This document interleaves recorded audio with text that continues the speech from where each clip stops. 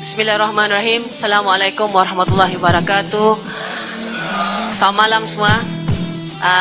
Yang kita hormati Presiden Parti Warisan, yang berhormat Datuk Seri Panglima Haji Muhammad Shafie bin Haji Abdal. Saya ingin mengucapkan ribuan terima kasih kepada pakcik saya, Pakcik Idi Sulah, kerana meminjamkan perkarangan rumah beliau ini di Kampung Siasat Tamu untuk acara kita pada malam ini. Juga barisan kepimpinan Parti Warisan Bahagian Kota Belud, terutamanya Pengarah Jentera Pilihan Raya Saudara Charles Ibi, yang juga adalah timbalan ketua bahagian, rakan-rakan saya parti, wanita wira dan wirawati, semua yang hadir pada malam ini. Terima kasih atas sokongan. Kamu tahu impian saya sebagai anak Sabah? Malam ini saya mau cakap daripada hati. Impian saya sebagai orang Sabah, anak muda Kota Belud. Ikut hati saya kalau saya boleh desain politik ini. Saya mau lihat parti-parti lokal Sabah ini bergabung sebenarnya.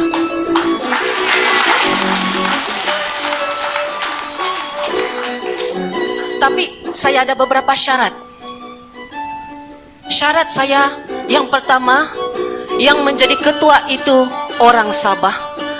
Yang menjadi ketua itu adalah orang yang meletakkan kepentingan Sabah melebihi kepentingan pribadi. Dan yang ketiga, syarat yang paling utama melebihi syarat pertama dan syarat kedua, kerana tidak guna dia orang Sabah kalau dia masih lihat tunjuk Malaya lagi. Tuan-tuan dan puan-puan, saya rasa sepanjang kita berkempen, ramai orang tanya dengan saya, kenapa Bawarisan ini sombong jalan sendiri? Kenapa Bawarisan ini temberang mau jalan sendiri? Kenapa tidak mau bergabung sudah? Jawapan saya, mungkin Datuk Seri ada jawapan lain, tapi jawapan saya simple dan mudah. Kami sudah tidak mau kena kontrol, bah. Orang Sabah sudah tidak mau kena kontrol. PRU 14 situasi dia berbeza dengan PRU 15. PRU 14 dahulu kita melihat straight fight between Barisan Nasional lawan dengan Pakatan Harapan, betul?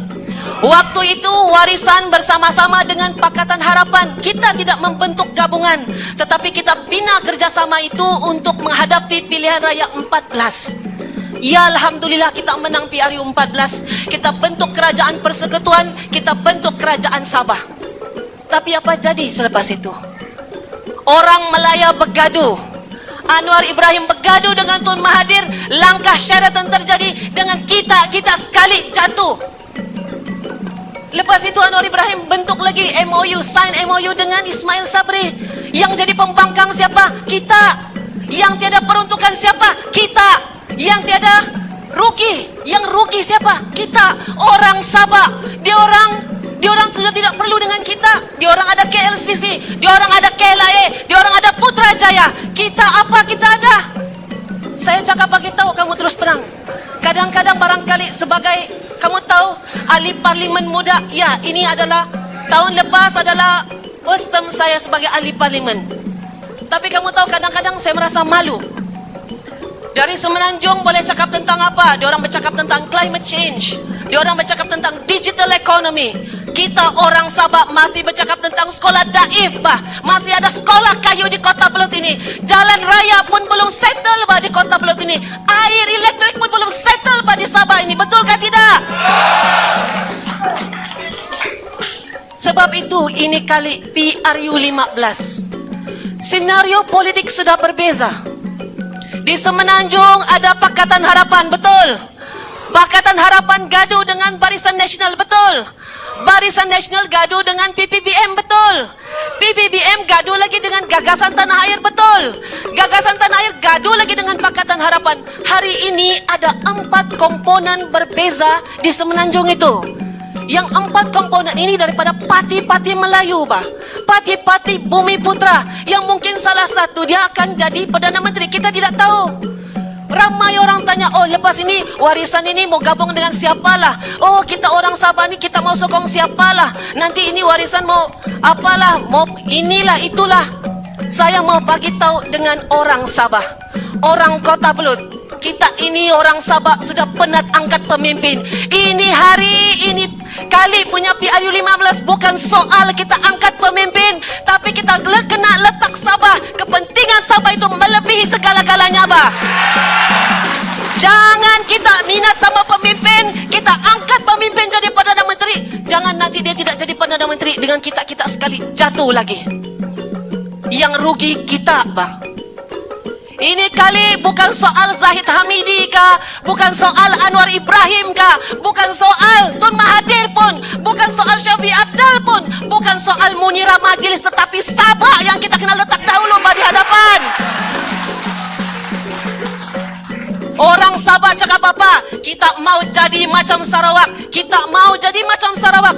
Tapi kalau kita mau jadi macam Sarawak, kita kena fikir macam Sarawak, kita kena bertindak macam orang Sarawak. PRU 14 dahulu orang Sarawak tidak bawa kita ini. Saya bagi tahu sama kamu, betul ke tidak? Di orang sana kawan-kawan dengan Barisan Nasional, kita dengan Pakatan Harapan. Tapi hari ini orang Sarawak boleh cakap apa? Kami sudah tidak mau dengan kerajaan Barisan Nasional. Kami tidak lagi dengan Barisan Nasional. Kamu tahu kenapa dia boleh orang bercakap begitu? Sebab dia orang in control, bah. Dia orang sudah ada Petros, bah. Dia orang sudah oil and gas company sendiri, bah. Kita Sabah apa dah? Hak akta pelantar benua dia orang sudah settle, Sabah punya belum, bah. Hari ini satu adun Sarawak boleh dapat 5 juta peruntukan, bah. Hari ini orang Sabah, satu adun Sabah berapa juta peruntukan kita ada? 1 juta sejak. Dia orang jauh lebih tinggi, lebih depan daripada kita, bah, hari ini. Tapi hari ini kamu tahu apa yang terjadi? Hari ini orang Sarawak bilang apa? Mari Sabah, mari warisan kita jalan sama-sama. Kali ini kita bentuk Borneo Block. Saya mau bagi tahu dengan kawan-kawan yang ada depan hari ini. Hari ini dalam sejarah pilihan raya Malaysia, buat pertama kali, kamu ingat kata-kata saya.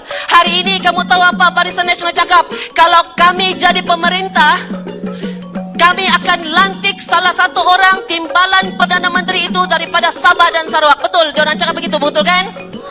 Pakatan Harapan juga ada memberi offer yang sama.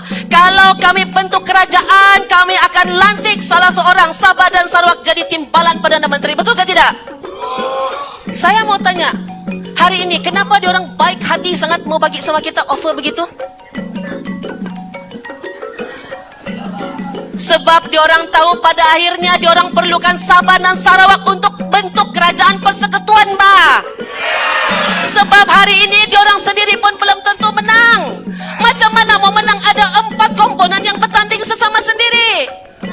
Jadi kita orang Sabah tidak payah kita fikir siapa jadi Perdana Menteri. Hari ini kita perlu fikir macam mana kita bentuk dan macam mana kita letak Sabah ini di hadapan. Boleh ke tidak? Sudah-sudahlah kita angkat pemimpin ini. Penat sudah kita berkorban, penat sudah kita angkat. Inilah jadi Perdana Menteri, itulah jadi Perdana Menteri. Kita punya hati siapa mau jaga? Saya bagi satu simple contoh yang paling mudah. Selalu saya cakap benda ni dalam mana-mana ucapan saya. Kamu ingat dulu Akta Anti Lompat Parti? Siapa yang pernah jadi PBS di sini dulu? Ada, bah. Apa pula tiada? Siapa yang pernah dulu bersama-sama di sini PPS? Daripada dahulu sebenarnya bila orang Sabah ini terkenal dengan parti apa? YB yang senang lompat-lompat. YB kita orang bergelar YB yang senang lompat-lompat. Kalau kena bagi saja jawatan, bagi saja projek, YB Sabah senang lompat. Daripada dulu Akta Anti Lompat Parti ini sudah pernah diadakan waktu zaman PBS. Betul ke tidak? Tetapi saya mau tanya, kenapa tidak pernah dilaksanakan? Kenapa tidak pernah dikuatkuasakan? Orang yang lompat kenapa tidak pernah didenda? Sebab daripada dulu diorang mau tengok kita ini parak, bah. Daripada dulu diorang mau nampak kita tidak satu hati sebagai orang Sabah. Diorang tepuk tangan tengok sama kita. Tapi saya mau tanya dengan orang Kota Belud, yang diada di hadapan saya pada hari ini. Kenapa pada hari ini sebelum PRU 15, sebelum bubar Dewan kelang kabut diorang mau kasih laksanakan akta anti lompat parti? Saya mau tanya kenapa? Sebab ini penyakit lompat-pelompat sudah pergi berjangkit di Semenanjung, bah. Siapa yang melompat di Semenanjung? Azmin Ali, betul. Zuraida Kamarudin, betul. Satu orang lagi yang paling famous, si Kumpit. Kamu tahu sudah.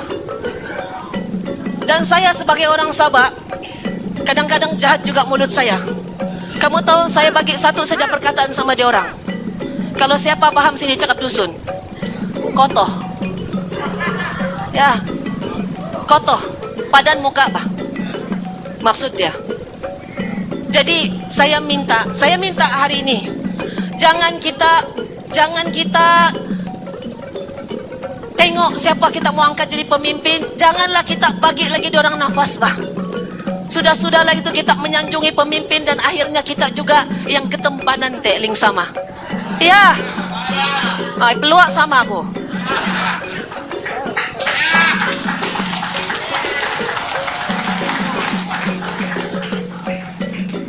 Sebagai anak muda, kita sudah melihat janji, bah. Janganlah orang tanya apa Munirah buat dalam masa 22 bulan. Sedangkan orang yang berpuluh tahun jadi kerajaan pun belum selesai semua masalah, bah, di Sabah ini. Betulkah tidak? Belum tentu, belum pun selesai masalah. Jadi kita yang anak muda ini, saya minta semua kawan-kawan saya yang ada di hadapan ini, anak muda, marilah kita ubah Sabah ini. Kita bangkitkan semula semangat anak Sabah. Saya tidak dapat memberikan kamu kemewahan macam orang sebelah, saya bagi tahu lah. Sebab tujuan saya berpolitik bukan saya mau jadi kaya. Kamu kenal saya Munirah dulu, ini juga Munirah yang sekarang ada di hadapan kamu. Saya hanya boleh jadi ahli parlimen yang baik untuk kamu, yang membawa suara untuk kamu. Ya. Jadi saya di sini, saya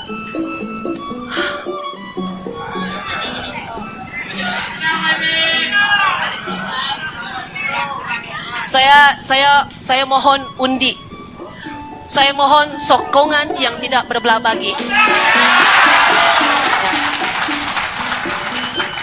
Pada 19 hari bulan ini saya mohon kita turun beramai-ramai, ya, pergi mengundi di kawasan masing-masing.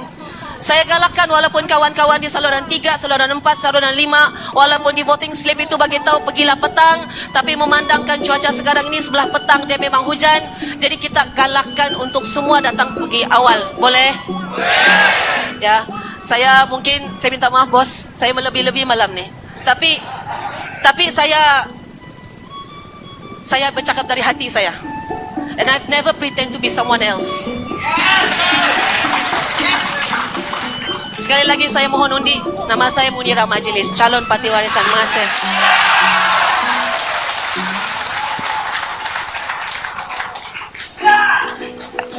Terima kasih.